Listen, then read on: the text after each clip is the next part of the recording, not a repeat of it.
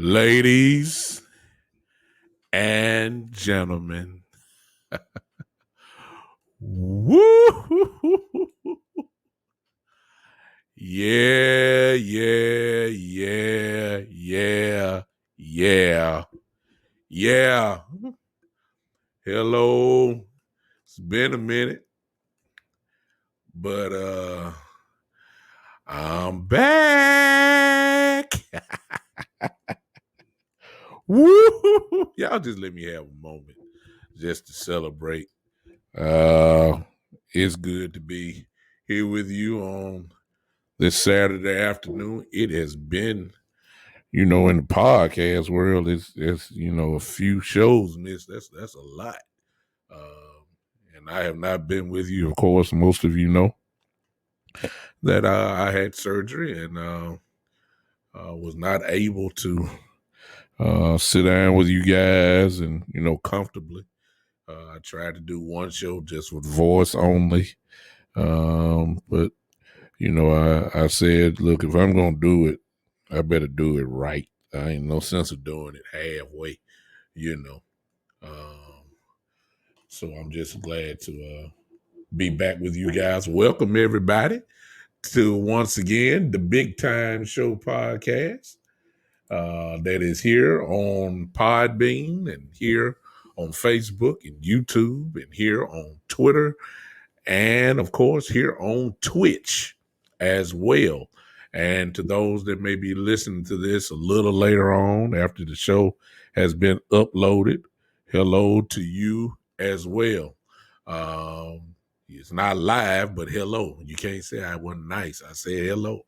And for those that are on iHeartRadio and Pandora and all the other Apple Podcasts, all the other platforms, I'm sorry, that the show is listed on. Hello to you as well. It has been a minute. I'm doing better, obviously, because I'm here with you live. For those that are on Podbean, people can see me actually.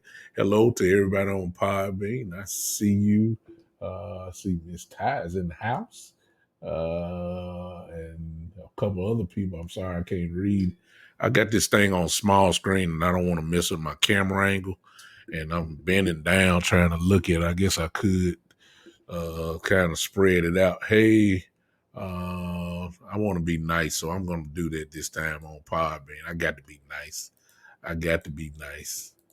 That is Mr. Vishari 93 and Hedrick. Hey, hello to everybody that is in the house. What is going on? We all here together. Let's have some fun in here. It has been a minute. A lot of stuff has gone on. This is a great weekend, Hall of Fame weekend. We have 3 Dallas Cowboy coach and 2 players that are going to be enshrined into the NFL Football Hall of Fame this weekend. Cliff Harris, Drew Pearson, and Coach Jimmy Johnson. This is a great, great day in Cowboy land.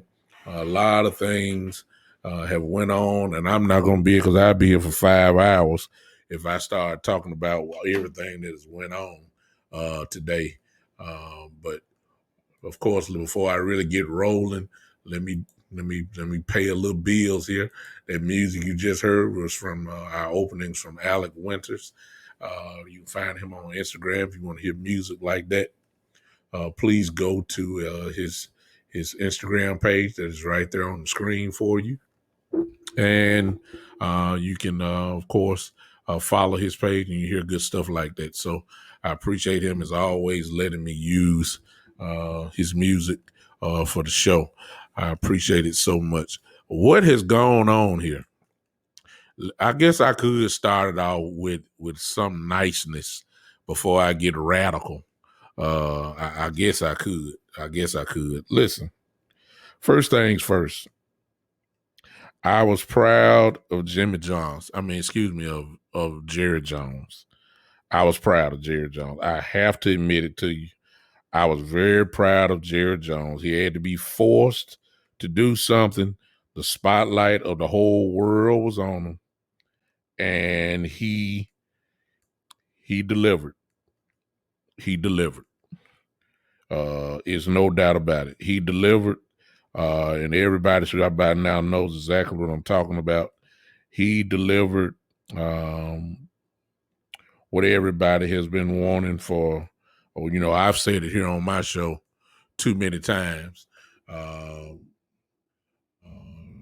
Restream trying to talk to me at the same time.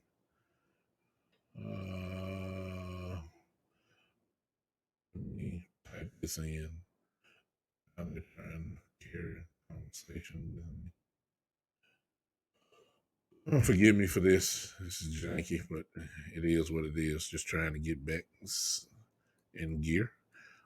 Jimmy Johnson, of course, is going into the Hall of Fame this week. And I've been saying it for a long time, that you've been hanging with me, that it makes no sense in the world that Jimmy Johnson would be going into the Hall of Fame and not be into the Cowboys Ring of Honor. Actually, it's backwards. How can you go into the NFL Hall of Fame and not be recognized by your own team? It just didn't make any sense at all. But obviously, there was something there that is personal. That is definitely personal when it came to Jerry and to Jimmy. But to make a long story short, you guys all have seen it by now. What's going on? I see my man, the name now, my guys here, Roger T. Holman, a.k.a. known as the Good and the Bad and the Ugly Truth, who has his own podcast show on Podbean as well. I follow his show for those.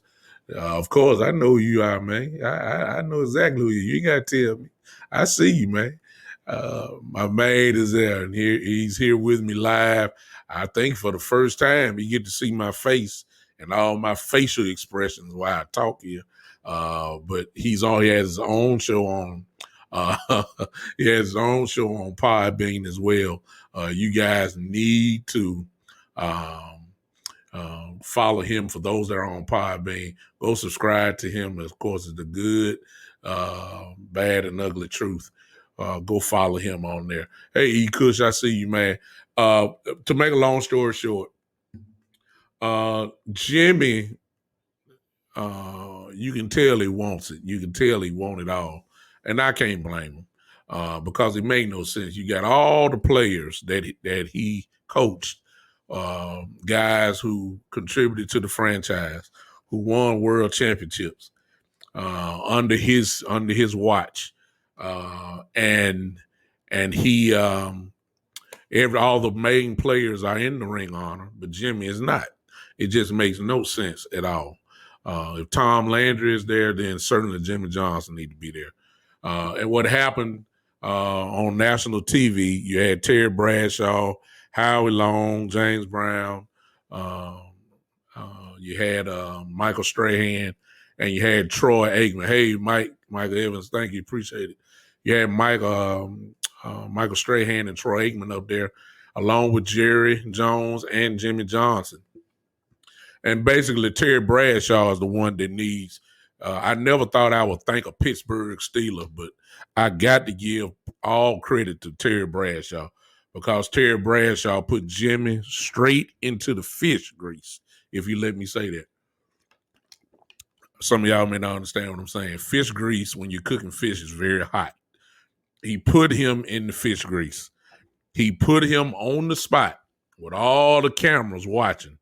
And Jerry Jones is savvy enough to know that everybody is looking. He knows whatever he says at that particular time is going to go viral. He knows it. And he had to be forced into doing something that we as a fan base, have been begging for the last at least 4 to 5 years, and maybe even longer. When Terry Bradshaw asked him, when is he going to go to the Ring of Honor? I mean, Jerry Jones had no room to falter, to, try to wiggle himself out of it. It was a straightforward question. He had to answer it. He tried to get smooth with it, but they asked him again after he finished his little story, and Jerry went in and said, "Then he's going to the Ring of Honor." And so that probably will be this year. Just in case you don't know, Jimmy Johnson will be in Dallas for don't know exactly what game to get his Hall of Fame ring. So it only makes sense that if he's going to get his Hall of Fame ring in Dallas, then let's go ahead and just finish it all off. Put him in the Ring of Honor where he belongs. Lord knows you cannot tell the story of the Dallas Cowboy franchise without mentioning Jimmy Johnson's name. I mean, it is only right. Why did it have to take this long? Who knows? But this is what I feel about it. This is what I feel. I believe that the curse has been lifted from the Dallas Cowboy franchise. I believe the proverbial black cat has been lifted because of this.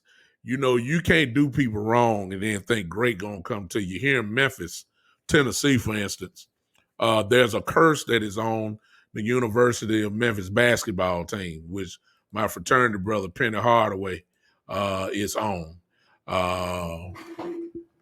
What in the world? Oh well, Podbean. There's a okay. There's a guy on here that calls himself the future. The feature show hates all N-word podcasters. Podbean, y'all on here, he putting some nice little stuff down. Hates all N-word podcaster. Share the live show. Okay, so he shared my show, but okay, well, Doc, if you don't like the show, get off the show. It's just that simple. See, I didn't want to start up real quick, but since you want to invade my space here, uh, and you know can tell by my voice that I am a black man, a proud one too, I may add. But since you want to come on here, let me block you. I'm gonna help you, okay? So I don't have to have this. I'm going to help you. Since you don't like N-word podcasters, I'm going to personally help you by blocking you. So you ain't gotta worry about it no more, okay? This is how I got to come back, y'all. I didn't want to come back like this, but somebody done got on Podbean to say they hate all N-word podcasters. Okay, well, with this one you ain't got to worry about. Let me go and block you. Yeah, there you go. Okay, you ain't got to worry about this one no more. Good, bad, and the ugly truth. You hear me, Rod? Can I call you Rod? You may have to see this one because uh, I done blocked them now, but be looking out on there for your show. This is I'm ignoring Roger, but I had to go ahead and I had to go ahead and do that. So, wow, I would, I would get loose with that, but I got too much stuff to talk about. I may have to tie that in at the end, y'all. Okay, y'all let me come back to that. I'm gonna have to set that one up. Okay, because I didn't want to do that, but thank you. They just let me know what I need to close out with. Uh, okay. Uh, okay. Jimmy Johnson is there. No, Mike, you ain't got to do that. You ain't got to go on Podbean. I already blocked him, so we ain't got to worry about that no more. See, I don't give room. Now, if he would, the other thing is he popped in and then he popped out. He was not technically listening. I guess he can tell by my voice that I'm kind of black, And then he popped right back out, put all that little stuff there in the chat box, and then messed that up. So, okay, they'll create another account. Okay, so I just put him out of there. So, whatever. When he come back, I take care of him. Ain't no problem. I'm gonna do it real smooth and professional, like I did then. Okay, I'm just helping them. If you don't like black podcasters, just leave. If you can't leave, I help you. I ain't got no problem with it. It's a million, billions of people here. It's all good. So I'm happy for Jimmy. He deserves it. I'm happy for Jerry. Here in Memphis, let me go back to that. University of Memphis basketball team. We believe, well, it's a lot of people that believe that there's a curse on this program because of the way that the University of Memphis did Coach Larry Finch, who's gone on to be with the Lord now. We believe that Larry Finch was done wrong, and the franchise has not, even with John Calipari here, we have not got what we think we should get, and that is a national championship. We believe that the curse is going to show up at some point in time. Memphis did right by putting Penny on the squad, and I believe that kind of erased a lot of things. And I believe, it's just me. You ain't got to believe it. It's just me. I believe that the curse of the Dallas Cowboys for the last probably 20, 25, 26 years has now been lifted because of Jerry Jones and his willingness to kind of bow down a little bit. I still, just like E. Kush said earlier, I still think there's a little something that's there. These are two proud individuals, extremely proud individuals, a lot of pride. And I don't think Jerry Jones is the type of guy that likes to be forced to do anything. And I believe that's what happened. And it's to the point where he has to be nice to Jimmy now because the Hall of Fame recognizes Jimmy Johnson. So he would look actually real crazy if he did not recognize Jimmy Johnson in some type of reverence type fashion.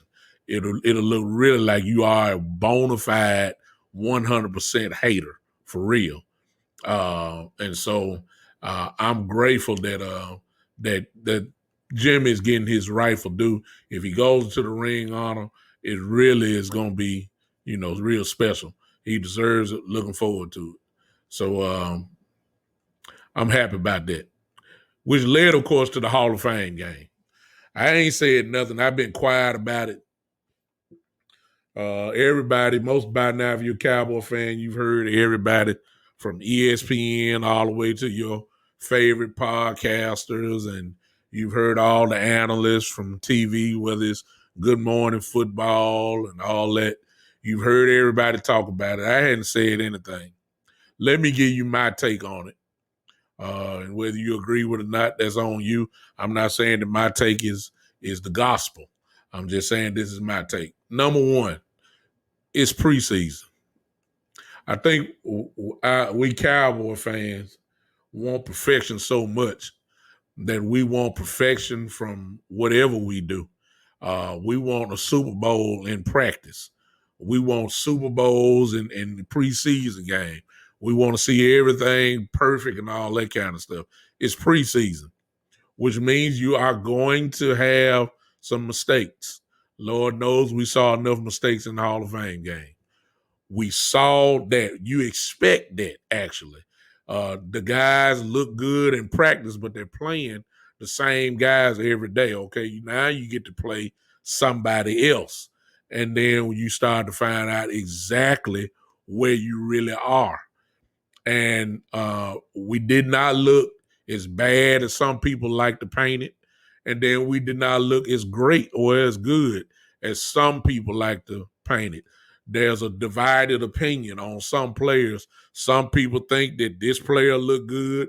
That same player, some people think that they look bad. It really just all depends on how you look and what you saw.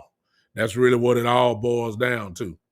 Me, on the other hand, uh, I saw a few positives. Saw a lot of negatives, without a doubt, but I saw a few positives, and I'll keep it nice today. I saw, if I was to give the best performance out of the day, if you'll say a game ball, um, I would give it to Rico Dow.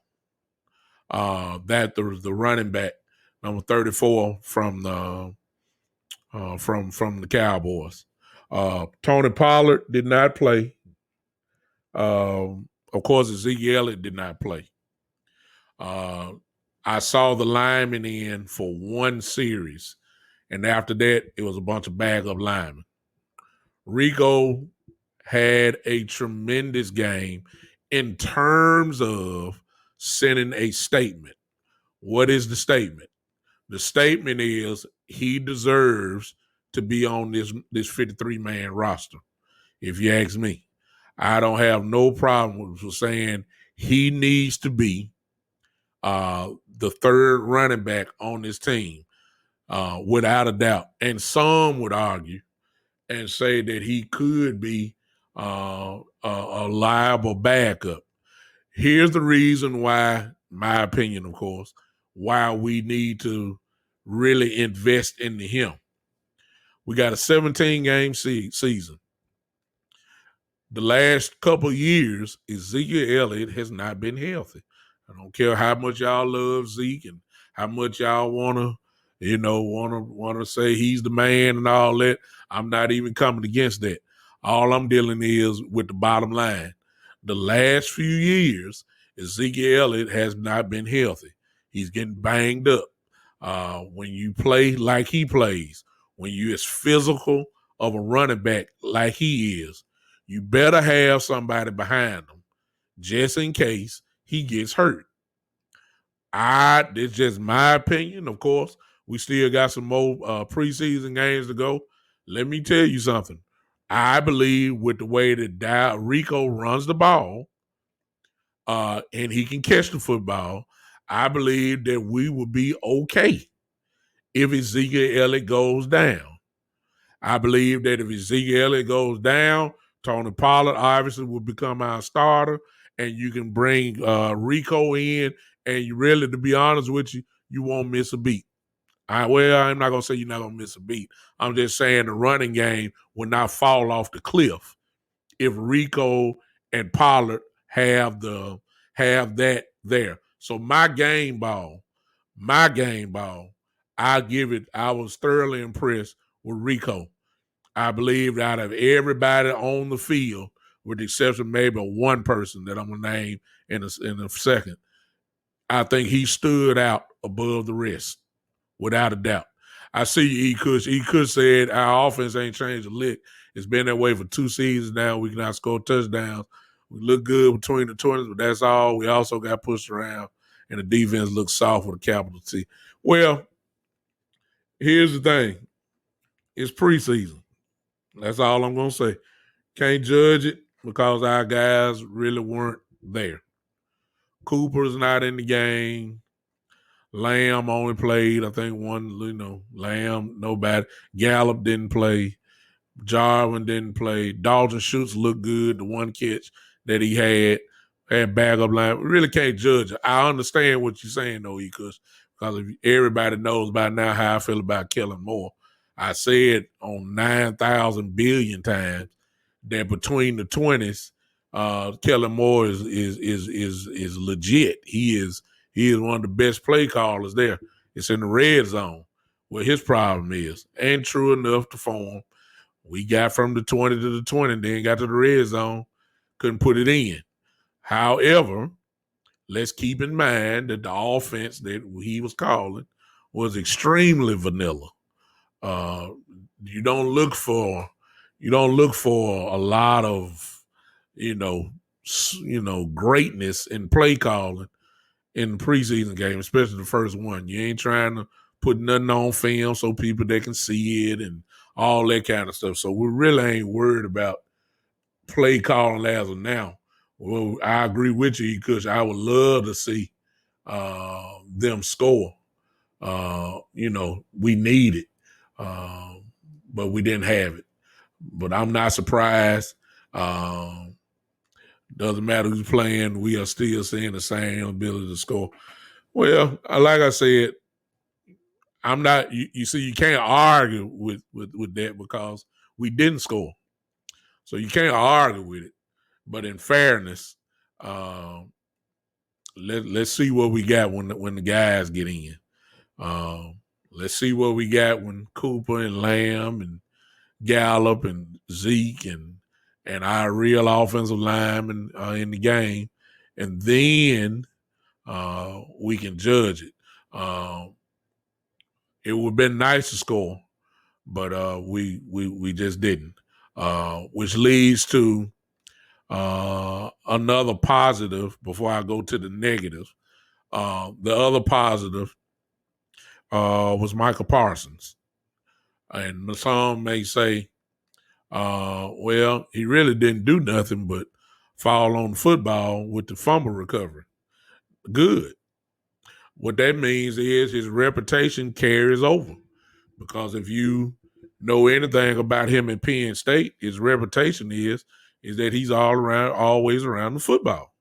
Well, here we go again. First preseason game, first series. Guess who get the turnover?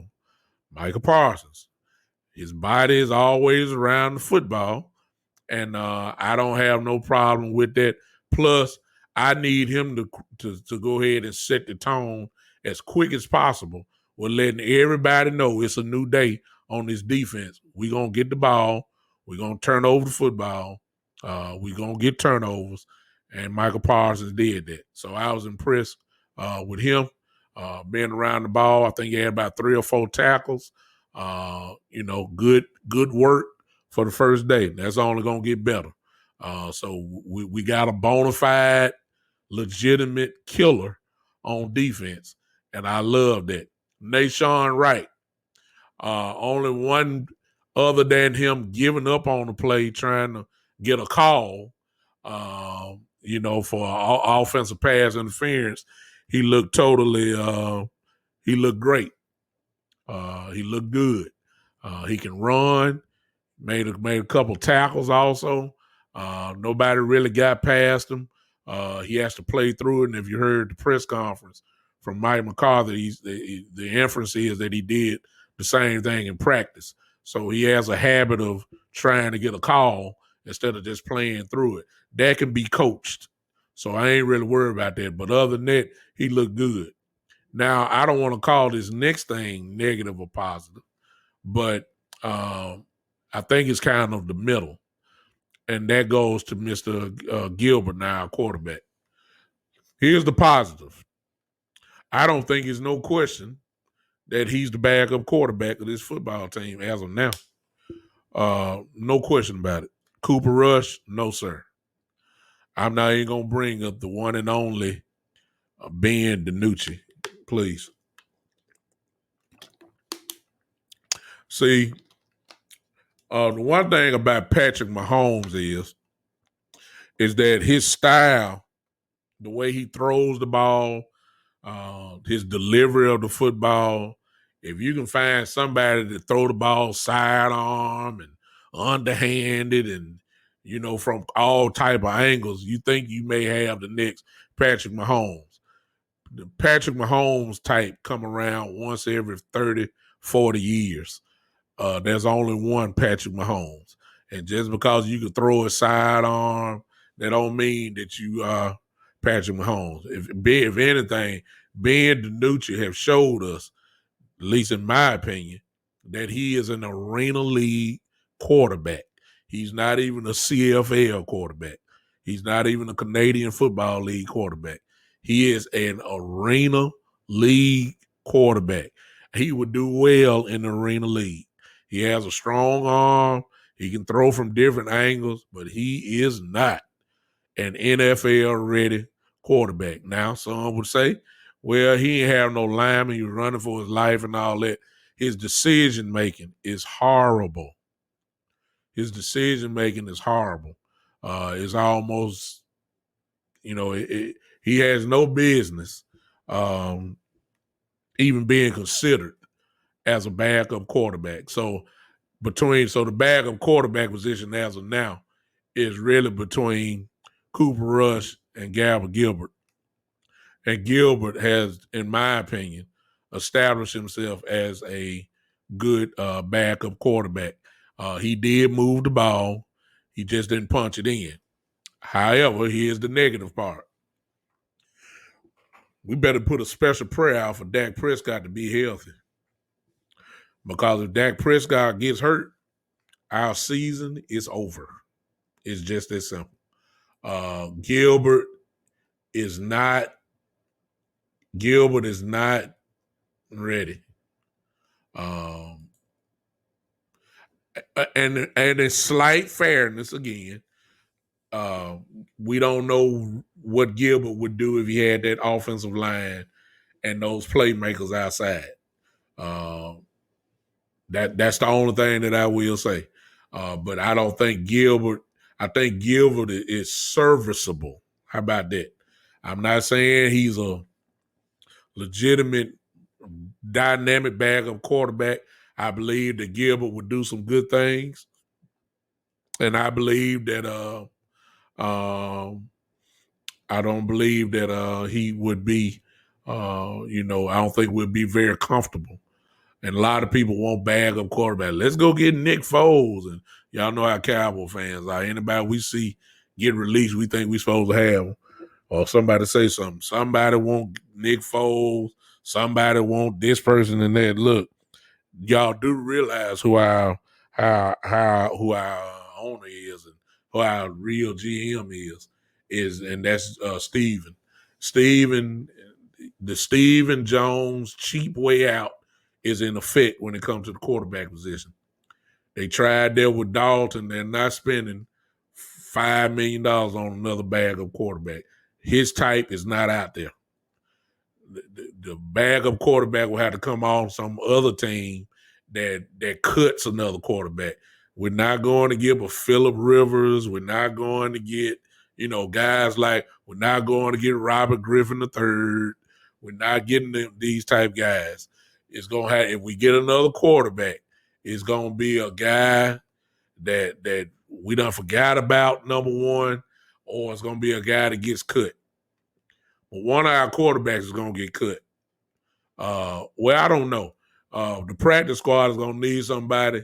I believe that Coach McCarthy for some reason, loves Ben DiNucci, and I would be surprised if Ben DiNucci gets, demoted to the practice squad, and we have three quarterbacks. I think McCarthy loved carrying three quarterbacks. So, I think that's the way it's going to be. I think DiNucci end up being the practice squad quarterback. Mike Evans said Blake Bortles. I don't like Blake. Never have liked him. But he does have experience. What's up, Gary? I see you. Blake has the experience. It is what it is. Our third and fourth team only on both sides of the ball are seriously bad. If we got to use too many of these guys this year, you're in trouble. I kind of now still the offensive tackle from last year. I think his status is already kind of known from last year. So I don't even count him. I think he played pretty decent. Bohanna showed some penetration. I saw one when they scored the touchdown on the running ball. He took the wrong side. I mean, he was at the 3-yard line. He's kind of went on the outside of the guard, outside shoulder of the guard, instead of plugging it up the middle, and that's exactly where they ran, where he left. So I don't know if that was the play design or was that Bohanna just doing what he wanted or whatever. But, so I don't know if what the case is on there. But Bohanna, when he played, you could see him push people out of the way. Secondary, I didn't mention Kelvin Joseph, but Kelvin Joseph looks solid. Exactly.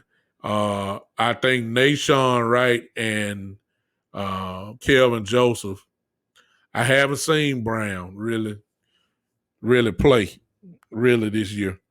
I don't know what he's doing. But I think that Kelvin Joseph is really closing in. I think they love Nashawn Wright. I really believe that nobody's gonna say it, but I really believe that Dan Quinn likes Nashawn Wright. I think he sees somewhat of a Sherman in him. I really believe that. And Nashawn looks solid. He does. He does. I like Nashawn. I do.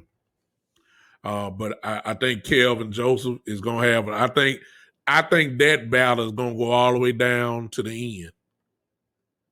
I do. I think that which leads to today. As we all know, if you're a Cowboy fan, you know that there's a joint practice that's going on today and tomorrow with the Los Angeles Rams. And I believe, and even though we're not going to get to see it, I believe that in the case of Nashawn and Kelvin Joseph and Anthony Brown, I believe that this is a way that we're going to get closer to finding out who their second corner is going to be. Because the Rams have some legit receivers. They will be going against them guys in practice. And we're going to find out who separate themselves. I really believe that second spot is going to go down to the end. That's just my opinion. Now, all of them are going to play, but who's the starter in a base defense? That's the real question. Speaking of the practice today, we're going to find out a lot of stuff during these practices. A lot of people are excited because they know that Jalen Ramsey is going to go against CeeDee Lamb. That's going to be fun, without a doubt. There's going to be a lot of competition there. Aaron Donald, the great Aaron Donald, probably the most dominant defensive player in the game in the last 2 to 3 years, is going to go against these offensive linemen. So they're going to get tested real quick. We're going to find out who can play, who can't play. We're going to be going against who I feel is this defense. You're going against a veteran quarterback in Mr. Stafford, who know how to read a defense, know how to throw it. We're going to find out. This is a team that most people think is going to challenge. Definitely will be in the playoffs. And some think that it's been a few people that think that the Rams are a legit contender this year. So I'm hoping that this practice thing, we won't get to see it. We may get to see some of this on Hard Knocks, but we probably will get to see some of it on Hard Knocks. But I'm hoping that the guys show up. Gary said the kid Israel McCollum, don't forget. Yeah, he had a good game as well. But I think it's gonna be too hard for him to get into the safety mix though.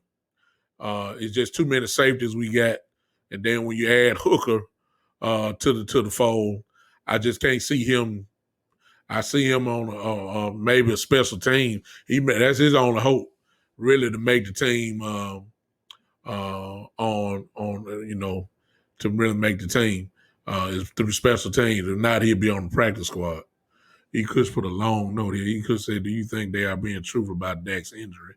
They're acting weird about it. Lots of people are concerned, but they've been acting like it's nothing. It's nothing. Then why is he being held out so long?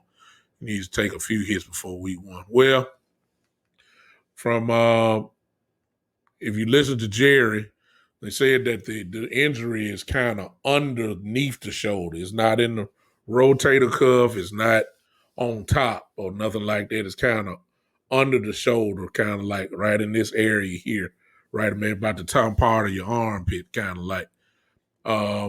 And what Jerry said was that it requires, well, other people have said it too, that it requires rest. Ice, a whole lot of ice and a whole lot of rest. Me, personally speaking, it's just my opinion. Do I think they're being truthful about it? I believe they're being truthful about the prognosis. I don't think they're being truthful about the severity of it or where he was when they first checked him out. And they're not going to put that out there anyway. And nor are they supposed to. But when it comes to Tampa Bay, please understand wherever he is, all they going to do is shoot him up anyway. And please, let's just be honest. You know, if he's not right, I wouldn't be surprised they shoot him up anyway. I personally don't think that he needs to do anything right now. I believe that if he does start throwing again, let it be in practice. I said it from the beginning of the season, before preseason started. There are a couple of people that don't even need to touch the field in preseason. I don't care. Dak can get all his time and down in practice. It's just that simple. He's going against a defense in practice. He don't need to see nobody. And if he plays, he ain't playing them for one series anyway.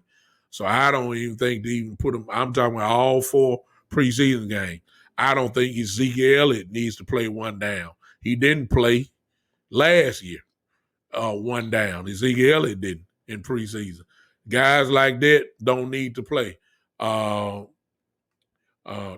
Smith, you know, I'm sorry. And I realize he's going to be seeing Pierre Paul and Shaq Barrett, you know, when they play Tampa Bay. But let's please understand that he's seeing Randy Gregory, and he's probably going to get to see DeMarcus Lawrence, who's coming back this week. Excuse me. Please, I think that's a legitimate comparison. Shaq and Pierre Paul and Gregory and Lawrence. So that's enough work for him in practice. I don't think he needs to see any game action. We need to preserve. We got 17 games with guys who are traditionally hurt. Our main players are traditionally hurt. Amari Cooper, traditionally hurt. Ezekiel Elliott, the last few years, traditionally hurt. Tyron Smith, always hurt. I don't think they legit. I think you need to just put Randy Gregory wherever Tyron Smith is, and let's go to work. It ain't too much different between Pierre Paul and Randy Gregory. Just let them work. And like I said before, if he played, and I see you, because I see what you're saying. And that's just a matter, and you're not wrong. It's just what I would do. But please keep in mind that if the guys did play, they wouldn't be playing but one series anyway. I don't think they would keep them there for a dress. You know, the third preseason game traditionally is the dress rehearsal game. I don't see them letting them guys play all that amount of time in a preseason game. I don't see it. That's just me. We're trying to preserve guys. It's in the Cowboys' head that Smith always hurt. I'm serious. It's in their mind that Tyron Smith stays hurt. Lyle Collins has been hurt since he got drafted. I mean, these type of guys, you know, you don't want to lose them in preseason. You just don't want to lose them. Amari Cooper coming off of footy, you just don't want to lose these type of guys when they get nicked up. You know, I'm just saying, I don't want to do it. And if it's just one series, you know, that really ain't saying nothing. What if you go 3 and out? You see what I'm saying? What if you go 3 and out on your first series? That's it. I mean, come on. You ain't letting them play no more. What if you just go 3 and out? What if you run 3 running plays? First down and 10, you get 5 yards. Second down and 10, you get 4 yards. It's 3rd and 1. You're going to run the ball. The defense stop you. They go your first series. Would you put them back out there? So let's try to get a first down. No, I don't. I don't want that. That's just me though.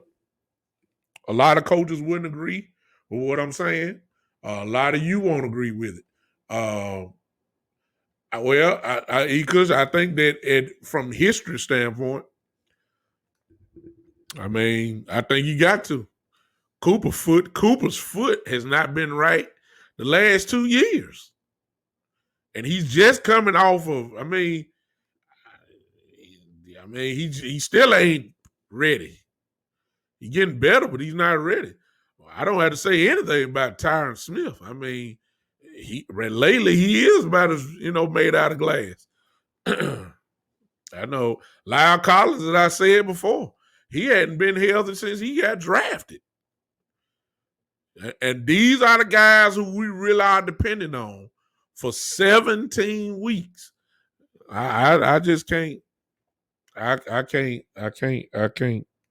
I can't do it. I can't do it. I can't do it. Let me go to Podbean real quick.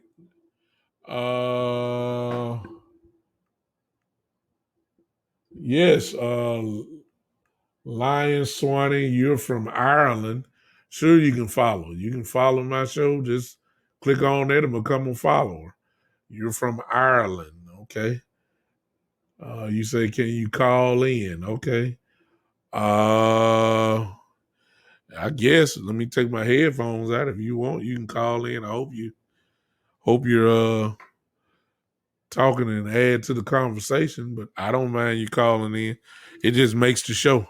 And there you are. So you're calling in. Ladies and gentlemen. Hello. Yeah. Hold on a second. I hope Hello. my earphones are working. Hold You on. can hear me? Yes, I can hear you loud and clear.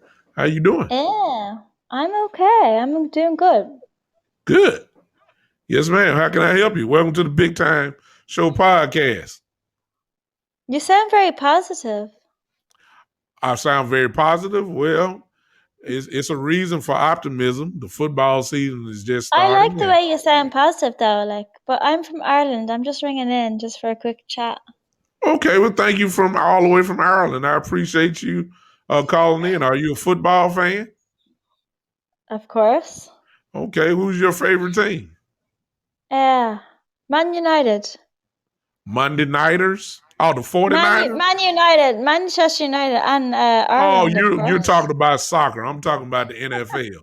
It's nothing wrong with that. When I say football, No, sorry. I don't know what to. Oh, yeah. Sorry about that's that. okay. I But follow football. I don't follow. I do follow soccer. yeah. I don't have no problem with So it. I don't have no problem with it. When I say football, I have to remember that when I say that overseas, we say soccer. Uh, we say soccer here, but when we say NFL, that's what we mean.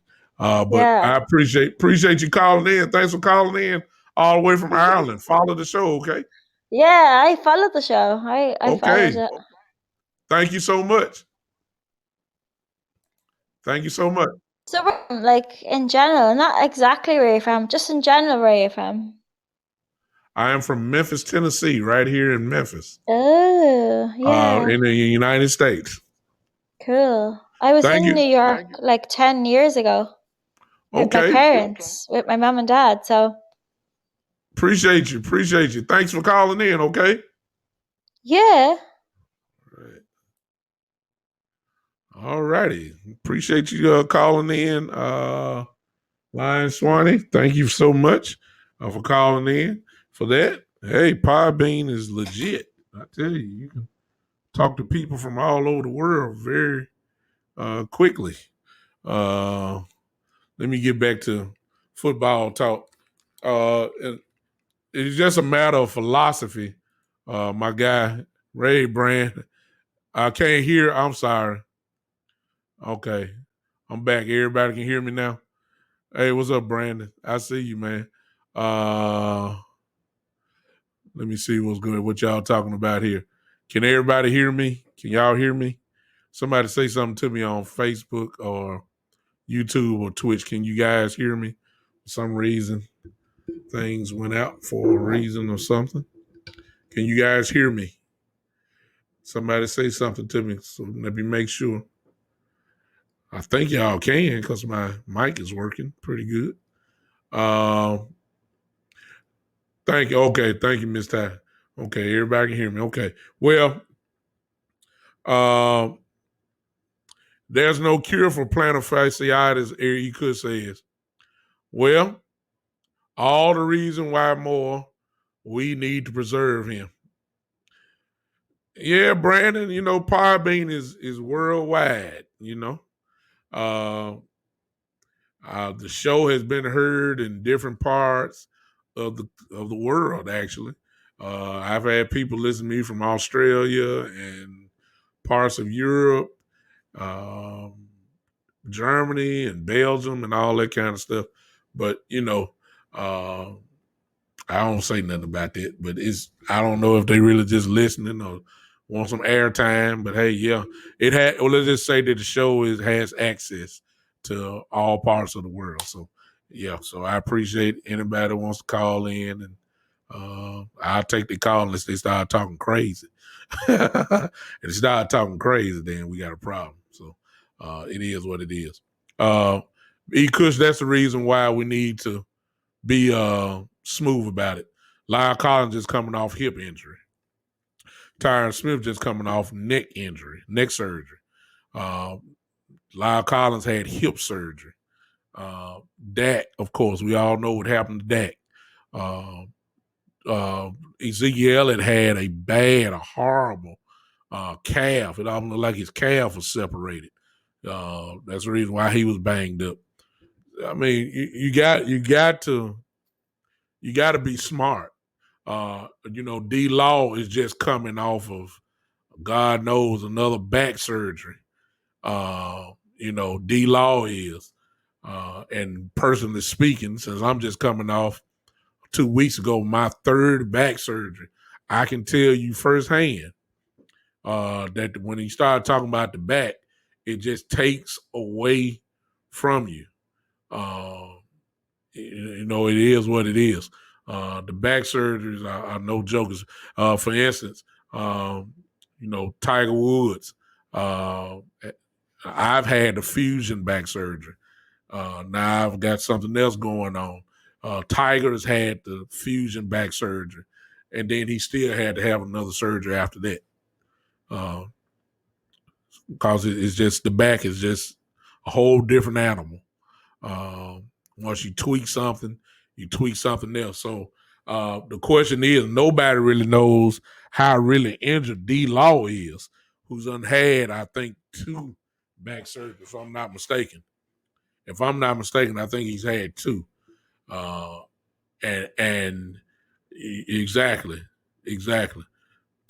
So when you start talking, add that on to the rigors and the physicalness of football, then maybe it's a reason why, and I'm not making excuses for D-Law, but maybe, the question is, when he played, where was he really? I mean, was he 70%? Was he 75? Was he 80? We don't know because D-Law wouldn't tell us. The Cowboys wouldn't tell us.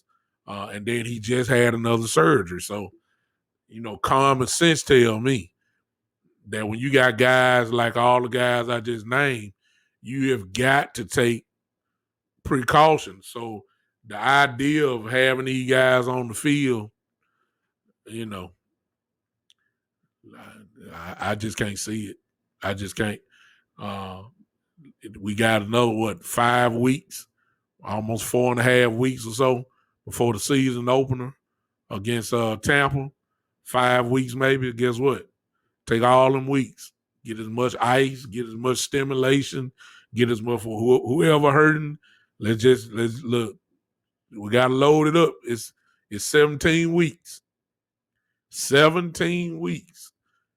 We don't need to lose these guys in week 2, and then talking about they gone for the year or they won't be back until week 12.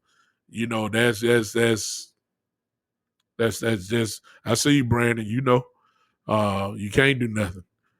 Once the back have problems, it's over. But I'm gonna take a step further, Brandon. So when E. Kush started talking about the foot, I mean, Amari Cooper's a wide receiver. He got plantar fasciitis in his foot.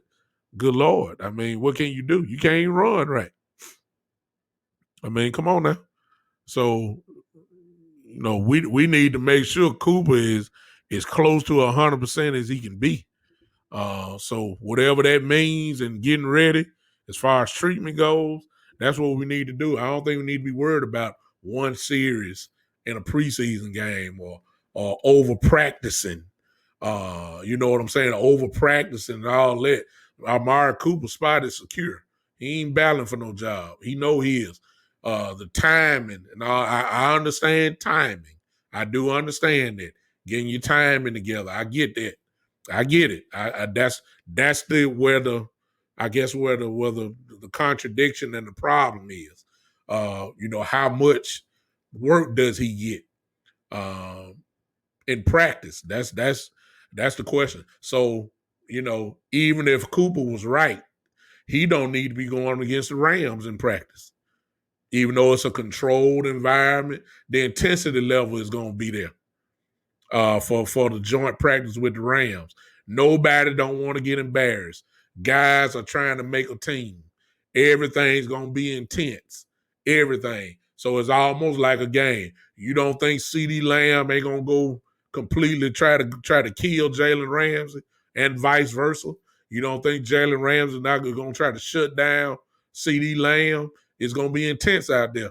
So we don't need to be going. Tyron Smith is going against some of those guys on that line, Tyler Beard and Zach Martin and Connor Williams. Those guys are going to have to see Aaron Donald.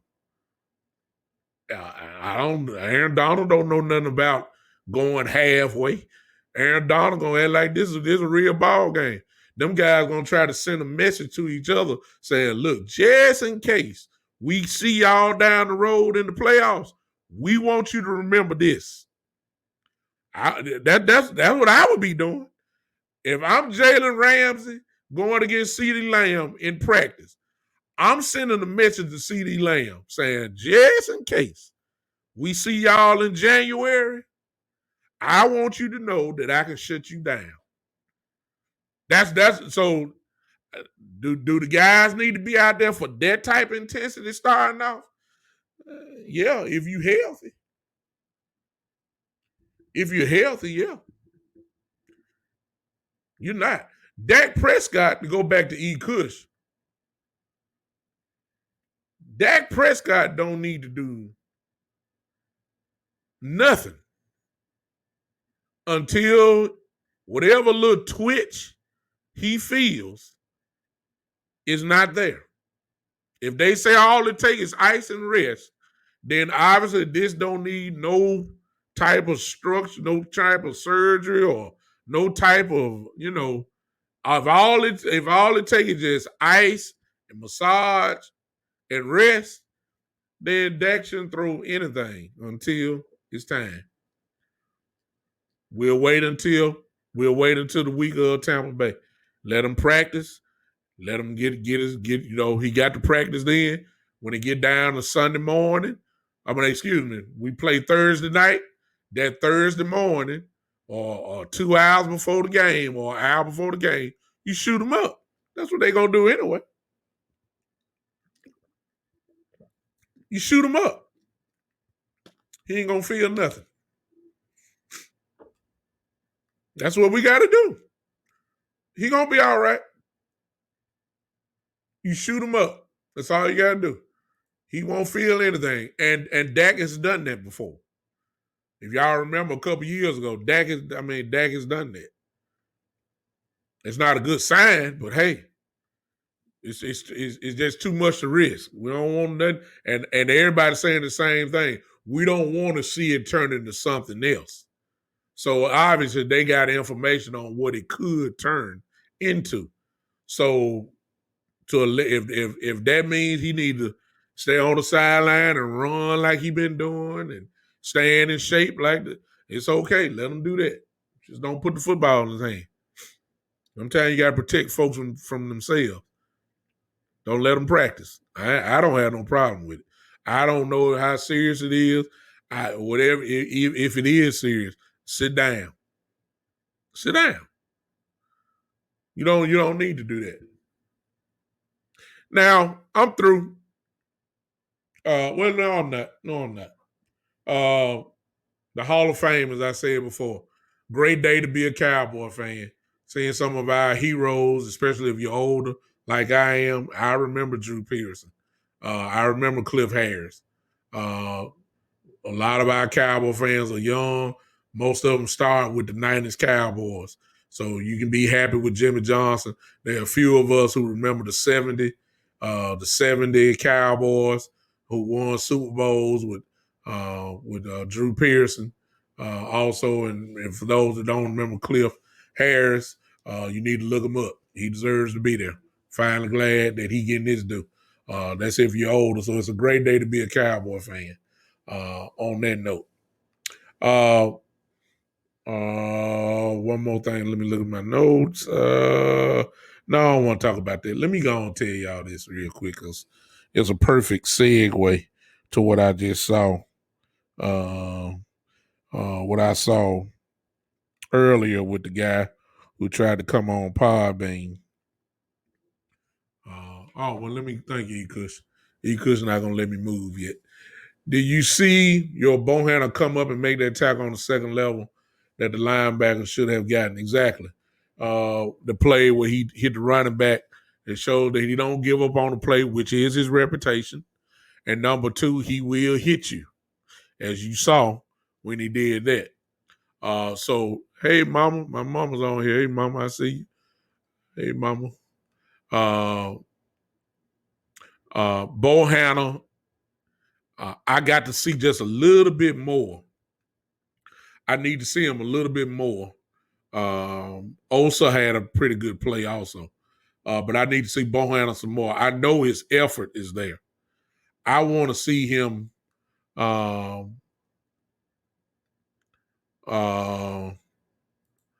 want to see him with the number ones and see how it works out.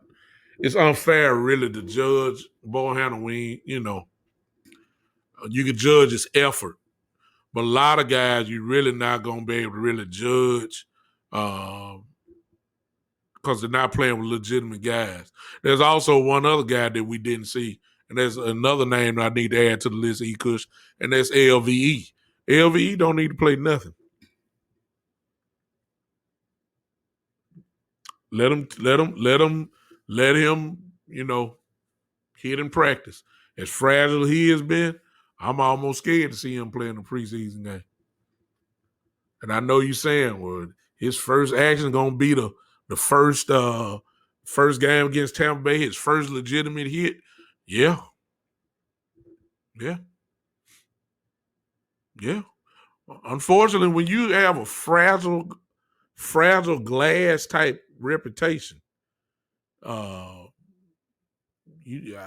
sorry. You if you glass, you glass. And LVE is he can't. I mean, hey, I hope his surgery has done well for him. Everybody's saying this about him. I understand it's a contract year, and please understand LVE. I know he want to play because he got a point to prove, and I understand that. But hey, we got to protect these guys. It's 17 games. 17 games. These guys have to be, it's almost they need to bring the NBA type thing in, load management. Yeah, some guys may just need to take a game off. I'm serious. It's fragile. I'm serious. Don't ask me who, but I'm just saying. These guys, some of these guys we got are injury prone. It is what it is. And LV is one of those guys. I almost cringe when I see him on the field because I know he stay hurt.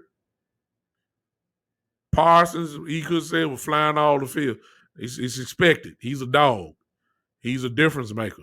I've already predicted he's going to be the rookie of the year on defense in the whole league.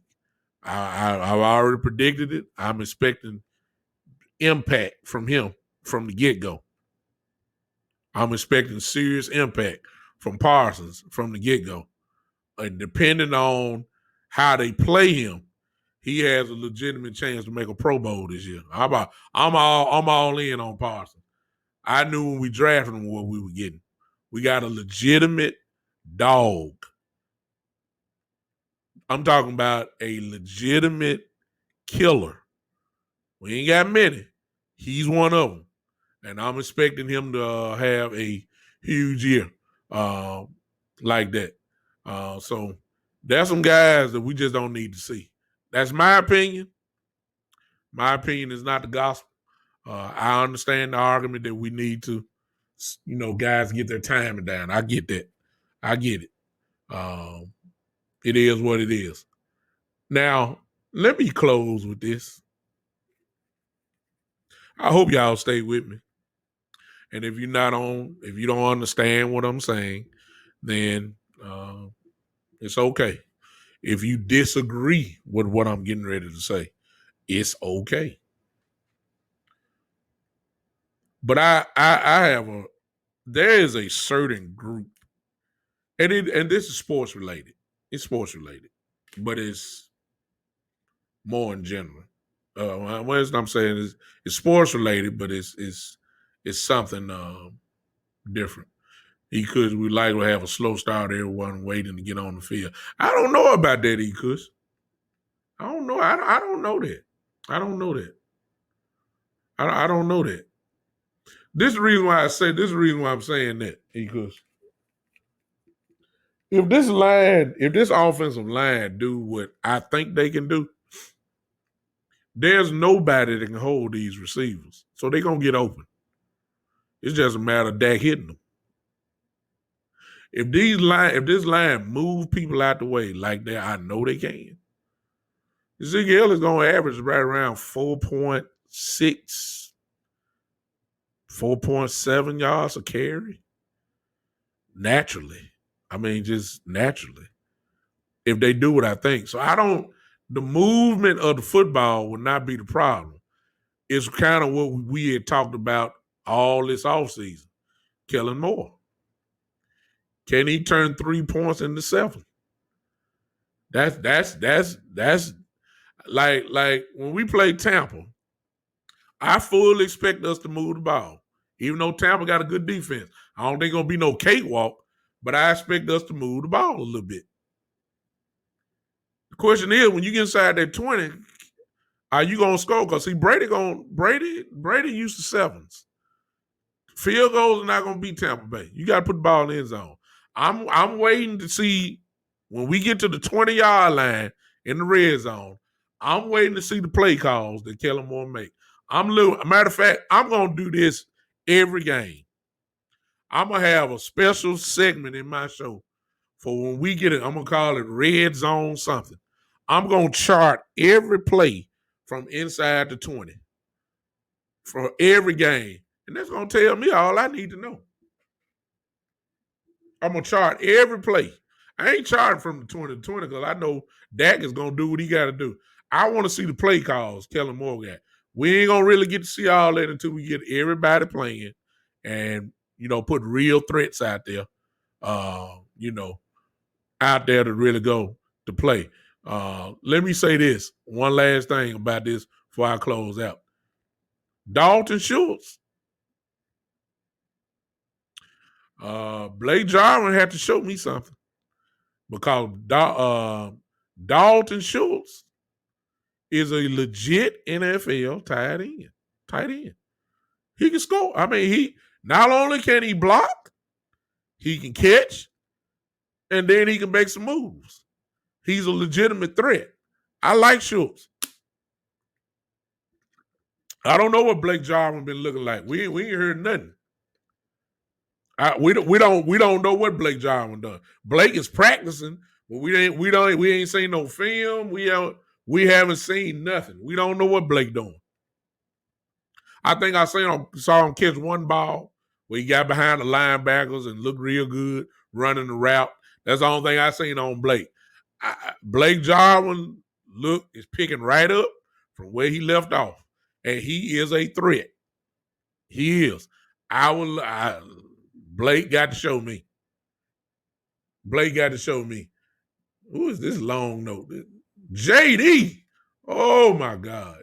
JD. What's up, man? What did you write down? You wrote a dissertation, and I'm going to read it too. What up, y'all? I got 3 questions that need to be answered by the end of preseason. The backup quarterback position. We need someone to come in and compete with Gilbert. JD, you late. I already talked about that, but I'll give you my answer. Gilbert has actual gridiron talent, a good arm, put the ball in tight windows. His issue is hold on the ball too long, protecting the ball better. Need to bring in a decent vet to challenge him. Russian DiNucci is not a quarterback the way DiNucci can run. Might as well try on special teams. Backup O-line or worsen. They need consistency to at least give these quarterbacks time to make a decision to throw the ball in efficient time. They have to improve by September. Kellen Moore is a red zone offense. Need to get back to the basics and get tough in the red zone. Feel good about Quinn and defense. They will get better every game. McCarthy has to bring a tough demeanor for games and in-game adjustments. Glad football is back. Jordan has to prove he can stay healthy. Let me go back, JD, because you late. Not your fault, but I'm just saying you just came in on stuff we already talked about, but I answer your questions because I like you. Number one, we're not going to get another backup quarterback. This is Stephen Jones territory. That thing happened last year was just an anomaly when we got Andy Dalton. They're not spending $5 million on no backup quarterback. So I heard Cowboy fans talking about, let's go get Nick Foles. Nick Foles is not coming to Dallas, okay? Let's stop it. Those type of guys are not coming. So if we are to bring, I'm quite sure it's a backup quarterback that's out there that we haven't thought about. Somebody mentioned in the chat earlier about Blake Bortles. Blake Bortles, maybe, only because he would be cheap. Blake has experience, but he's not good at all. But he does have experience. Is he better than Gilbert? If he is, it's not by much. I like Gilbert myself. Gilbert's not scared. That's the main thing. Then you have to be fair to Gilbert, JD. The reason why I say that is because he did not have that number one line in front of him. So, in preseason game, the common denominator is that the quarterback is always running for his life in the first place. You know what I'm saying? Blake Bortles is, I would consider that one. You're not going to get a Robert Griffin III. These type of guys, they're just not there. You might end up getting, you may end up getting a backup quarterback off another team, to be honest with you. But we're talking about Stephen Jones here. I believe Stephen Jones loves, I ain't going to say loves, but I think he's satisfied with the quarterback room. DiNucci is horrible.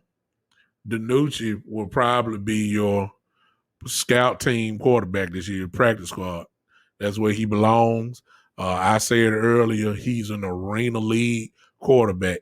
And what everybody love, RG3 also left in his contract, that he can leave ESPN. If some team wants him, he has the flexibility to go back and play. So that's just a matter of the right situation, and a team really want him, and RG3 can come back. I wouldn't mind him. I wouldn't mind him at all, even though he's fragile. But I wouldn't mind him. Confidence supreme. I wouldn't mind it. But Um, being everybody done fell in love with Mahomes because guys can throw sidearm and all that, and Ben has strange deliveries, and everybody say he has a Mahomes like delivery. Well, just because he have a Mahomes like delivery don't mean he Mahomes, and he's an arena league quarterback. That's what he is. Decision making is horrible. He throws off. He never had his feet planted. He think his arm. He has a strong arm. I give him that, but a strong arm don't mean nothing if you ain't got accuracy. And Ben definitely does not have that. So he's a pet peeve of Coach McCarthy, and I think that he needs to let that go. What else did you say? Bag up linemen. I think that's just a work in progress. You just got to keep in mind they bag ups for a reason. You may have just saw that you may have saw that at the Hall of Fame game. Um, what else you put down real crazy? Kellen Moore. Uh, we really not gonna be able to really judge him until the season starts.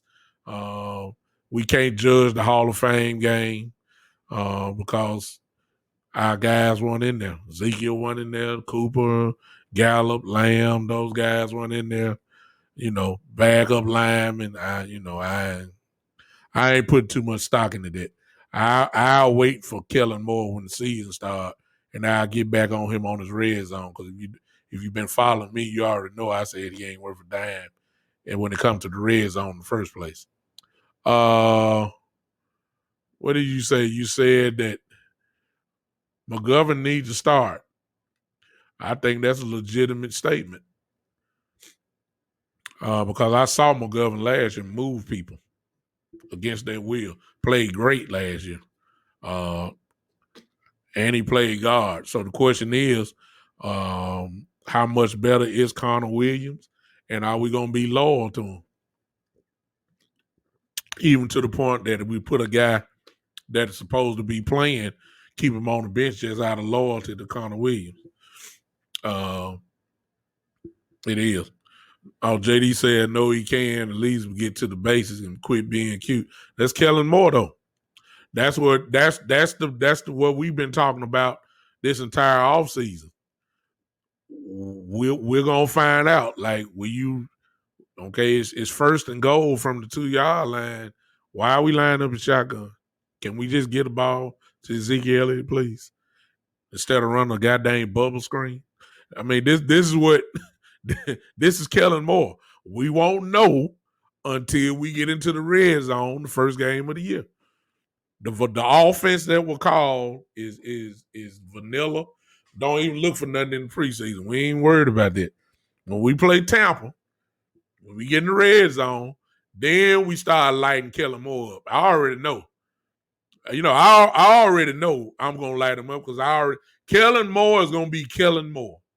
I don't know why everybody thinking that things are going to change with Kellen Moore when he has showed you for the last 2.5 years what he does. I don't know why everybody thinking all of a sudden he just gonna have a philosophy change. It's not Kellen Moore. What we are is a team that is explosive. We got guys that can take a 7-yard slant and can go to the house. That's the kind of team we got. We got a running back that can pound you, and if you give him the ball, I don't know why everybody thinking we just gonna run the ball. No, we're not. This Kellen Moore. This Kellen Moore. The explosiveness is in the wide receiver position.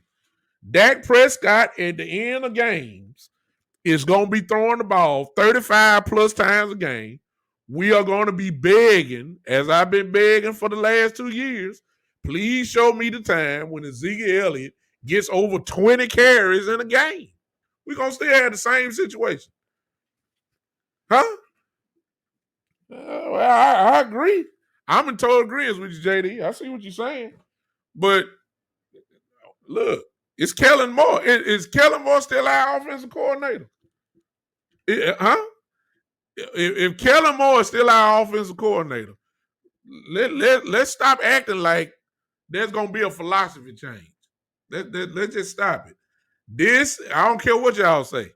This is Dak Prescott's team. Now it is. They are going to expose the weaponry that we have. That weaponry is in those three receivers and a tight end.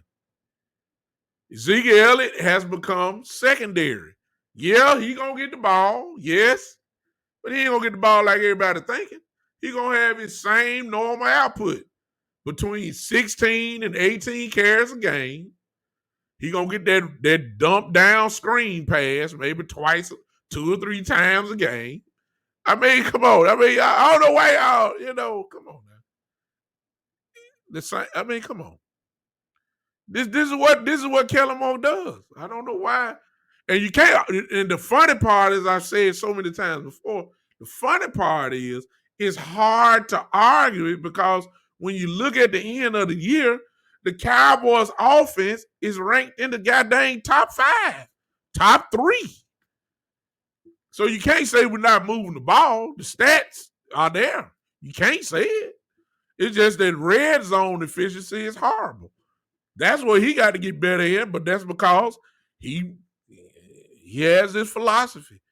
Want to run the Philly special and have Dak go catch the ball and want to run jet sweeps and want to run reverses and want to run bubble screens. Come on. It's Kellen Moore, y'all. I would be shocked. Let me just put it that way.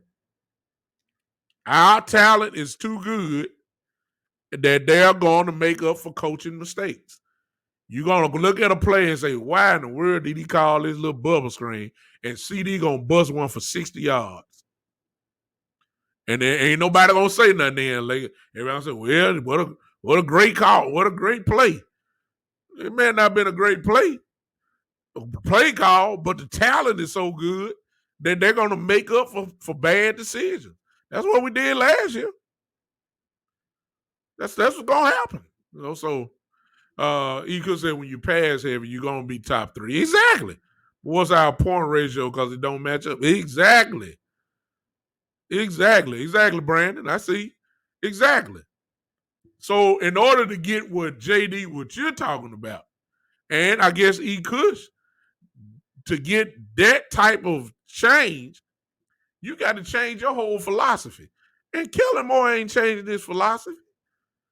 I'm not ain't gonna get my hopes built up with that. I know better. Dak Prescott is gonna throw the football 35 times a game, if not more. I'm just giving a minimum of 35 times a game. This is what he gonna do. They gonna line up in the shotgun a whole lot. Hey, and that may be the good game plan. If you got some trash cornerbacks, yeah, take advantage of it. But everybody thinking Ezekiel is just gonna be dang a 1,800-yard rusher. That ain't gonna happen. That's not gonna happen. He's not gonna get those type of carries. I've always said, and for those I've always said it. Go back. Don't count last year. Last year was a wash. Nobody was there. Everybody was hurt, so I don't count last year. But go back to the year 2019 when Dak was there, when Ezekiel was there, when the linemen primarily were there. Go look at the stats. Go look how many times Ezekiel had carried the ball, at least 20 times per game for the whole season. It's not there. You can count on one hand.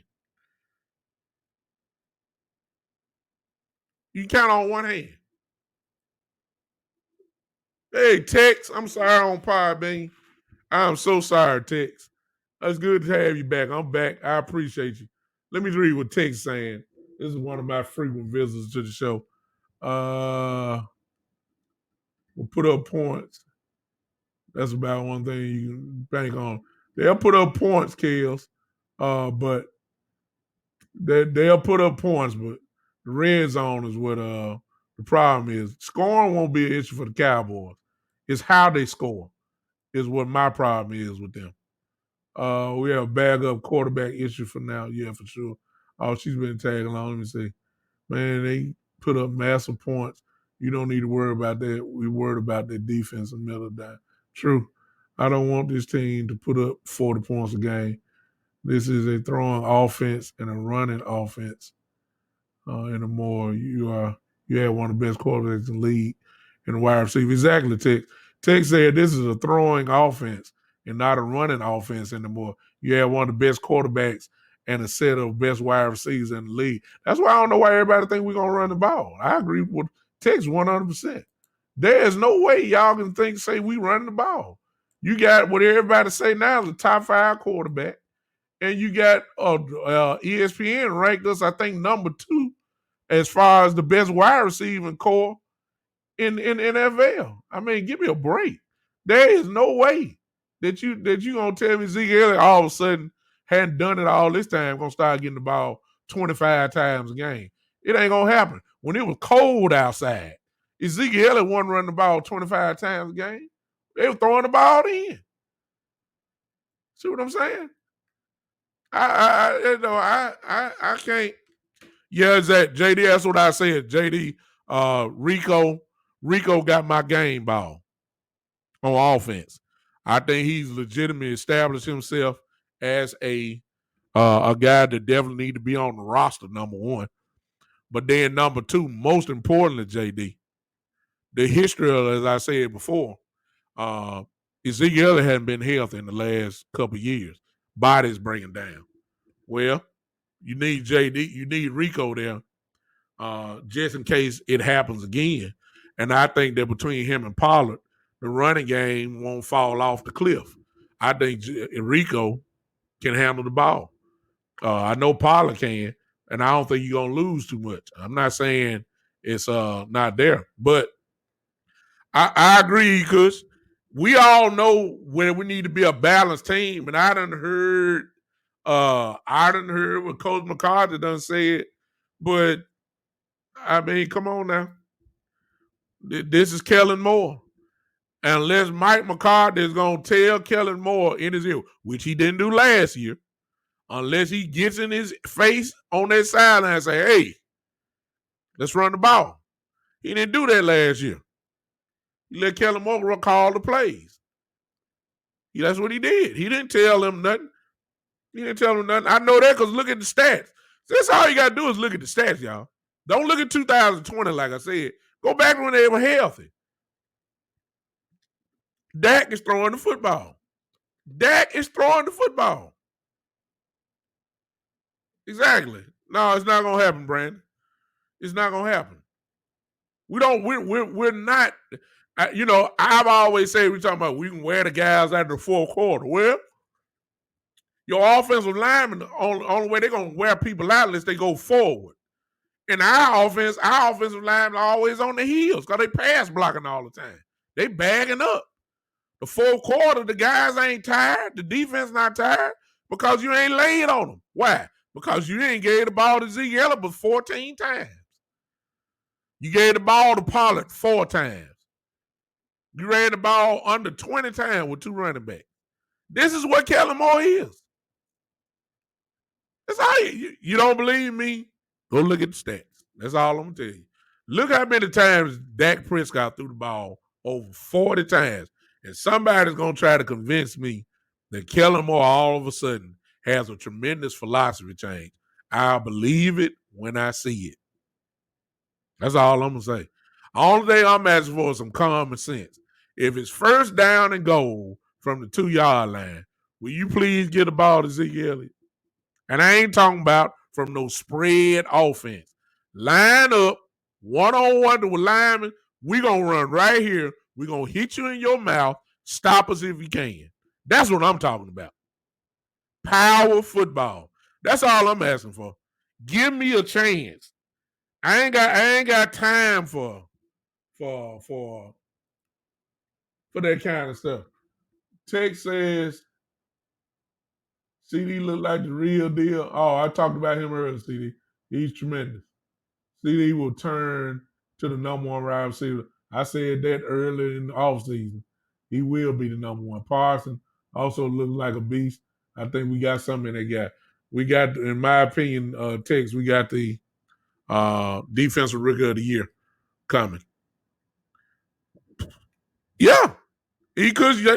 Well, let me put Eku's comment up right there. That's, ladies and gentlemen, that's the truth.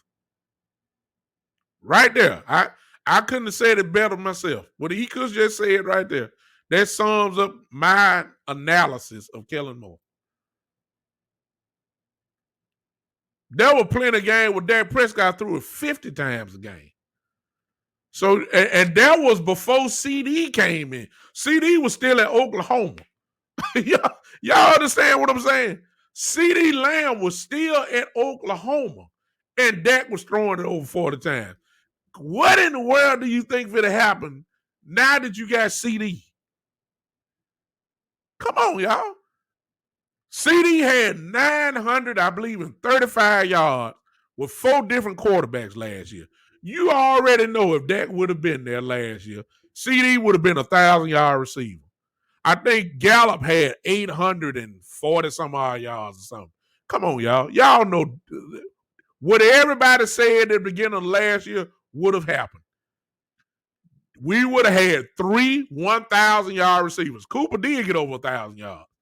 We would have had 3 1,000-yard receivers. Dak could have played just another 3 games, and they would have had over 1,000 yards. So please don't tell me that all of a sudden you give Dak Prescott all this money for him to hand the ball off 35 times a game. It is not going to happen. I don't know why everybody is thinking that this is where it's going to be. So come on, y'all. I know some of y'all listen to everybody else and saying what that's our desire. It's not reality. It's our desire that we run the ball. We talking about Kellen Moore. Y'all know the plays. Y'all done seen them last year. This kid love to throw the football. He think it's Boise State where he came from. He came from the Detroit Lions when Scott Linehan was his offensive coordinator. Excuse me, what did Matthew Stafford and Megatron do? The same Megatron that's getting ready to go in the Hall of Fame this weekend. They threw the football. Can you name any Detroit running back from them days? No. The only running back you probably think of is Reggie Bush. And what did Reggie Bush do? He caught the ball out the backfield. He wasn't running no football. This is where Kellen Moore came from. When Scott Linehan went to Dallas, the Cowboys traded to get Kellen Moore to come to Dallas. Who was the offensive coordinator? Scott Linehan. What did Scott Linehan run? The same plays that he ran in Detroit. How do we know that? Because what did Tony Romo do? Except 1 year. 1 year. Just 1 year. When they ran DeMarco Murray into the ground. 1 year, there was a philosophy change. Scott Linehan gave the ball to DeMarco Murray finally. We won 12 games. Should have beat Green Bay. Should have almost been to the Super Bowl almost. But DeMarco Murray had 1,800 yards rushing. Tony Romo did not throw the ball crazy. Other than that 1 year, what did Tony Romo do? Line up in shotgun, throw the football. We begged Scott Linehan, will you please give the ball to Marion Barber? Will you please give him the ball? Please. He wanted to throw. And y'all thinking that that's all Kellen Moore done seen? Come from Boise State where he lined up a shotgun his whole college career. He was under Scott Linehan his whole football career. And then all of a sudden, you really believe Kellen Moore gonna change? Come on, y'all. And he already got done. He already has stuff on tape that shows you what he gonna run. Come on, y'all. Come on, y'all. It's called reality. That's what I'm gonna give you on this show. It's called reality. I don't live in fantasy land. I don't do that. What'd you say, Tex? Those other guys ain't young anymore. It's allowed them to throw the ball because that's our strength. I'm in total agreement. Our strength is Texas right. Our strength is the wide receiver. It's not Ezekiel Elliott no more, y'all. I know that sound. I know somebody might want to throw something at me. Ezekiel Elliott is not number one option. He's not. Showed you that. Showed you that 2 years ago. He is not the number one option. Let's do this right here. Let's rank this before I go. I want to talk about something else, but let's go offensively real quick.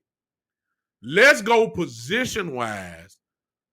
Our priorities. Name the top priorities. I started off. The most important position on our offense is quarterback. That's number one. Number two, strength wise. Strength now. Our number one strength is our quarterback. Our number two strength is our wide receivers. Our number three strength is our offensive line. And then here comes Zeke. Yeah, I'm just saying. You might want to tie Ezekiel with the offensive line. We'll make them a 3A and a 3B. That's the strength of our team. So how in the world do you think that all of a sudden the philosophy is going to change where the number 3 becomes the number 1? It's not going to happen. It's not going. You're not paying Dak Prescott to hand the ball off 35 times a game between Pollard, Rico, and Zeke. This it's just, I'm sorry, y'all. Would I love to see Zeke Elliott get the ball 20 plus times? Yes. Yes. No, because we getting Zeke $100 million to run the ball between 16 and 18 times a game, maybe 16.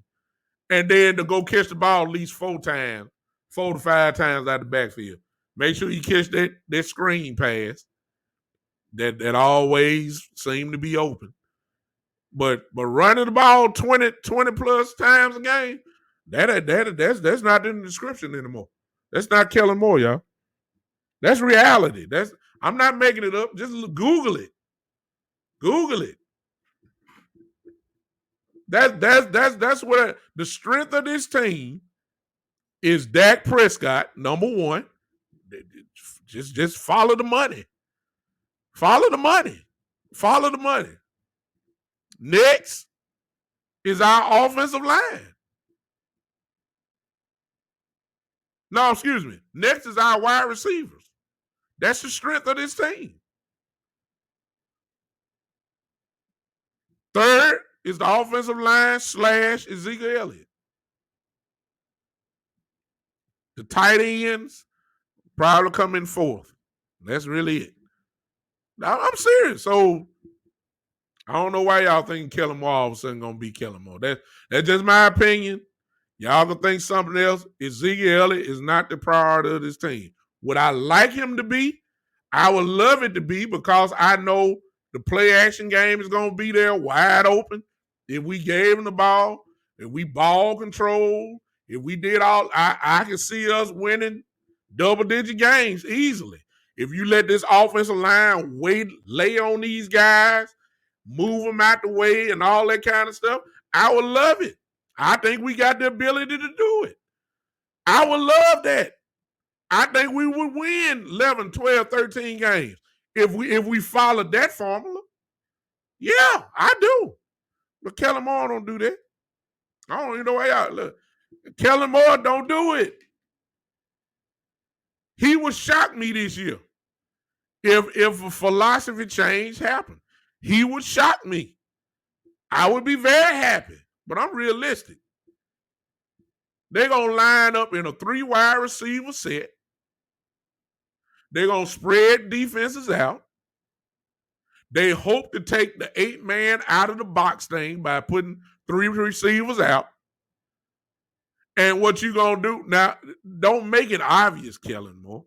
Just because you got 3 receivers out there don't necessarily mean you got to line up in the shotgun.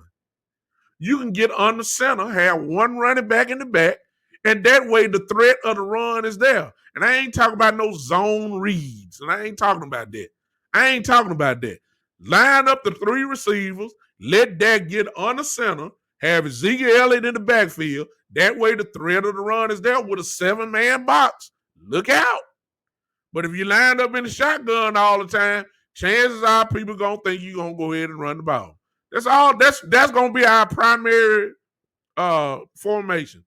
A 3 wide receiver set this year. And they're gonna let Dak kill people. That's what he was doing before he got hurt. We already seen it on film. Before he got hurt, we were primarily lining up in a 3 wide receiver set. And that was destroying people. We wasn't winning, but we were scoring, good Lord, 34, 30, 30, 31 points a game. We giving up 32 and 33. But the scoring was not an issue. Scoring, we were scoring. Tex, I agree with you. But see, right there, Tex, check this out. On Podbean, everybody on Facebook and YouTube and everything, Tex just said that he would love to see a 2 wide receiver, a 2 running back set. In other words, he would love to see, I'm assuming this is what he's saying, that he would love to see Ezekiel Elliott and Tony Pollard in the backfield together. Look here. How long has Tony Pollard been with Dallas? 2 years now? How long have we been begging for that? Kellen Moore could have been done this, but he ain't done it. We've been begging for that. You want to create a mismatch? I mean, help me, y'all. When have you seen Dak Prescott in the shotgun with Ezekiel Elliott and Tony Pollard on opposite sides in the shotgun? When have y'all seen that? If you've seen it, it ain't been often. We've been begging for this. You know, it's just stuff. This Kellen Moore, y'all. I don't know why y'all hype about it. Look, I'm expecting us to have a great year offensively. I'm expecting us to score points. It's just not going to be the way that we want it. I still think we're going to score 30 points easily, 25 points a game, 24 and up. I still think we're going to do that. I just don't think it's going to be the way that you think it was going to happen. And if you're throwing the ball like that and you have these 3 and outs, if you ain't, hopefully the defense is better. But if the defense is not, they will be better. It's just how much better are they? If we go 3 and out, okay, can you make them go 3 and out instead of having a long drive like they had last year? The offense had to score last year. That's how bad it was. The offense had to score. That's how bad it was. They had to score because we knew we couldn't stop nobody. This year, I'm hoping that's not the case. It is what it is. I'm done talking football. Well, not really. Let me go to this. I'll close with this. I'm sick of y'all. I'm sick of, and not you guys that are hanging with me. Not you guys on Podbean, because I know we like family. I know we like family. So I'm not really talking to you. I'm talking to these ones that will be watching this replay on YouTube and Twitch and Facebook, who will watch this a little bit later on. And Podbean, if you listen to, I'm sick of some folks. And I'm going here. I put this in my Facebook post earlier. When the USA basketball team lost those couple exhibition games back to back, folks was almost like they were celebrating that the USA lost exhibition games. You can hear them loud and clear. They were talking, and then a whole lot of folks, for some reason, wanted to tie Black Lives Matter and their stances socially and try to bring that into the reason why they lost the game, an exhibition game. I'm serious, y'all. Y'all got friends like that on your timeline. Y'all got friends like that. And they were loud when they lost. Well, just in case you don't know, the this is a big time show podcast. This is a sports podcast, so I venture into all type of sports. So this is legit. Well, those same people, and I've been looking for them. I've been looking for them because I'm loaded with people like that who love to politicize everything. They love that. This country has turned into really a Democrat Republican world. There's no middle ground. It is what it is. You have people who it's Donald Trump way, or it's the Democrat way. And I don't even call it Republican Party no more. It's Donald Trump Party. So that's how bad it is. Them same people didn't say nothing because USA team won gold last night. I'm looking for the same people that ran their mouth earlier, called in the exhibition game. I'm looking for them, but I ain't heard nothing. They quiet now. They quiet. They ain't said nothing. Just don't. Now they want to say who watched the Olympics. You did because you wanted the broadcast when they lost in the exhibition games. Yeah, you did. You watched it. You put it on your page. Then you want to say if they weren't worried about the flag, nobody didn't kneel in the flag. Nobody didn't do none of that. You want to blame everything on all that. Then you want to blame LeBron James. LeBron James can't do right one way or the other. If he play, they want to blame him. And then if they don't play, they say, well, he should be playing and all that kind of stuff. So LeBron can't win. Folk will blame LeBron for them losing them exhibition games. Just unbelievable. Y'all saw it. Y'all know I'm telling the truth. It is what it is. I'm looking for the same people. I'm looking for the same people now that ran their mouth.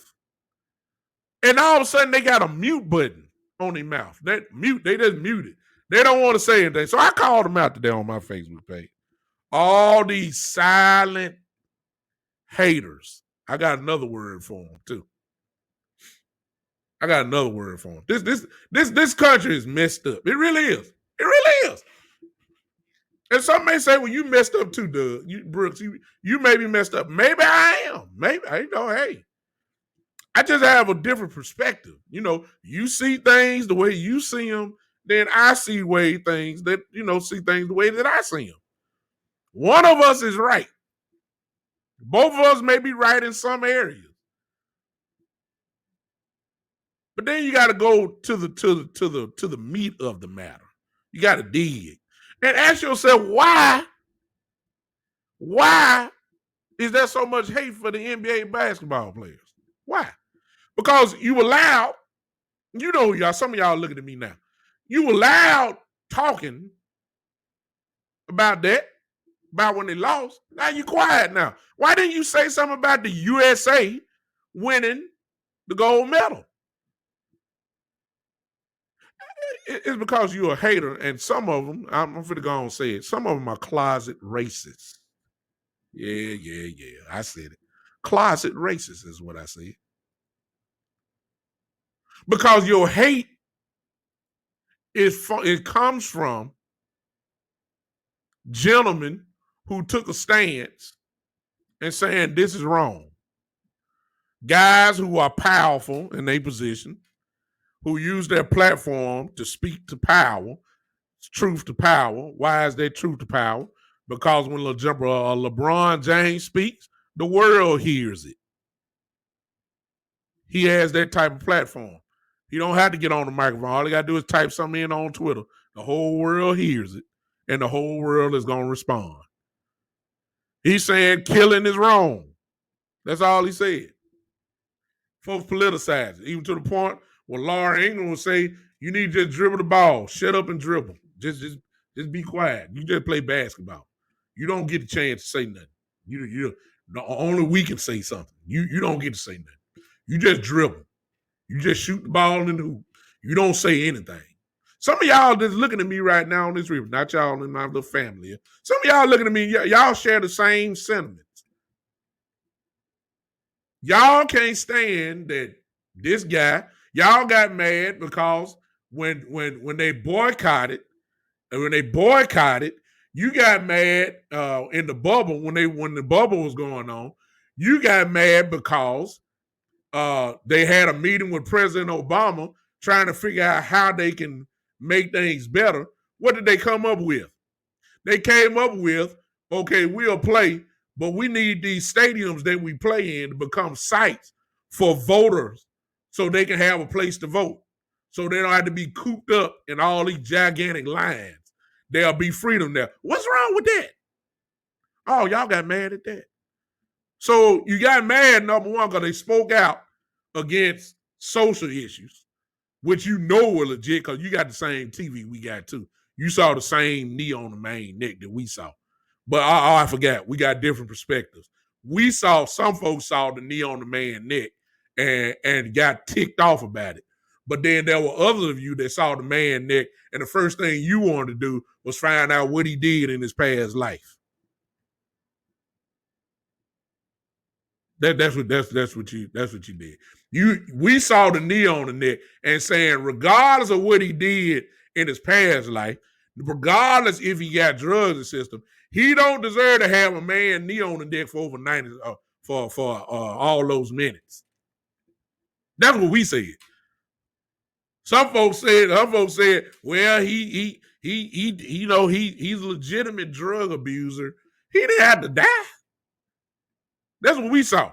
That's what everybody's saying. But like I said, you see it one way, we see it another way. That's the problem. And it's to the point that going back to sports, since y'all don't want me to talk to social issues, I'll go back to sports. There are many of you that are looking at me that actually put down your patriotism for the United States of America and was actually cheering against the United States men's basketball team. Oh, you cheer for the United States women's basketball team. You cheer for that. But no, you don't want to cheer for the men's basketball team. You were cheering for Slovenia. You wanted Luka to win. And yes, you cheered for France last night because you didn't want the Americans to win. And when they won, guess what they did? You were mad. You were mad. Yes, you were. You were mad. Y'all don't want to tell the truth. Y'all don't want to tell the truth. The boys put the American flag around their shoulders. They didn't kneel. They got their gold medals. And some of y'all were mad at that because they put the American flag on their shoulders. Some of you probably don't even think they deserve to put it on their shoulders because of their social stances. Are you kidding me? Are you kidding me? Ladies and gentlemen, if you feel that way, can I go ahead and tell you this? You are a part of the problem. It's what I call closet racist. No, you won't use the N-word.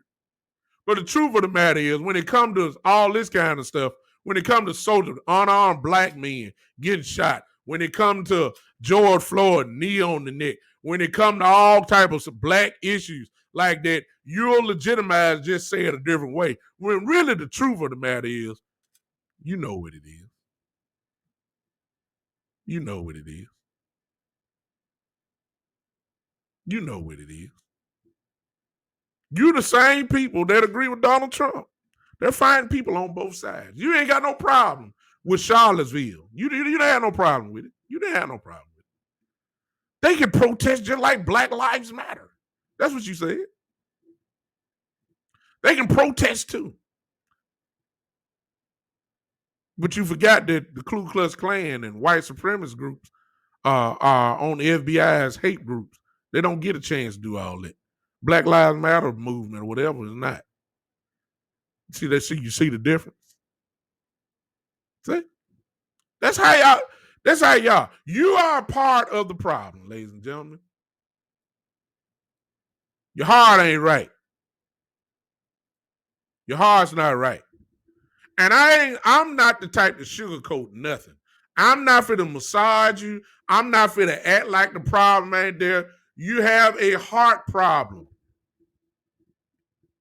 You have a heart problem. And let me go ahead and throw this in. You not only and it's too late now because some of you have the DNA in you of Donald Trump now. The DNA of Donald Trump is where common sense ain't common no more. Some of you have been loaded with it now, to the point that you don't even believe what doctors say. You believe what Trump said. You don't believe what doctors say. Guys who went to school for 20 years know what disease look like. You taking all your keys from Donald Trump talking point. This is the same guy who said, take some bleach. This is the same guy that said, hey, the cold air gonna make the virus go away. This is the same guy who is right in your face, but had rallies all across the country. No mask, nowhere. That's when it was really going crazy, when the coronavirus really spread. This is who y'all like to take your advice from. This is what y'all did. This is what it. No respect for the virus at all. Everybody saying wear a mask. They didn't wear it. In the Rose Garden at the White House, no mask on. Now everybody catching it. Then everybody catching it at the White House. Even the president himself, Donald Trump, caught it. And then you want to wonder why he caught it. You didn't put no mask on. Y'all killing me. You are a part of the problem. And I'm just the type of guy that would tell you you are a part of the problem. And I don't have no problem with it. You have a problem with people speaking out truth. You want to keep things as it is. Shut up and dribble. You don't get to say that. You just don't say nothing. Don't say nothing. You shut up and dribble. Go play ball. That's what your job do. You're not supposed to talk about it.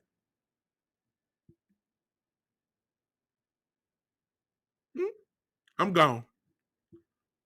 I know y'all don't like what I'm saying, but it is what it is. I'm gone. Yeah, I'm back. I'm back, y'all. I see you guys Tuesday, 3 o'clock. I'm out. I just had to get that out. Don't be a part of the problem. Become the solution. I'm out. This is the Big Time Show.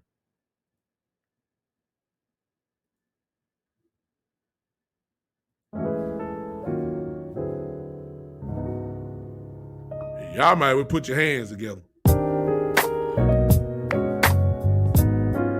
Put your hands together. I don't care. Y'all know it. I'm back. I'm back. They can't hear me on Facebook. I just dropped the mic on them. I don't care. But y'all here with me. And look, thanks for riding. And let me go ahead and just say it because I'm just fired up. This is the Big Time Show.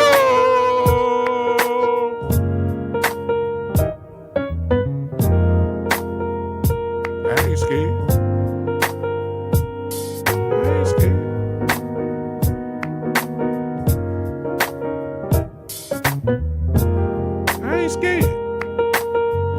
There's more to come Tuesday, 7 o'clock.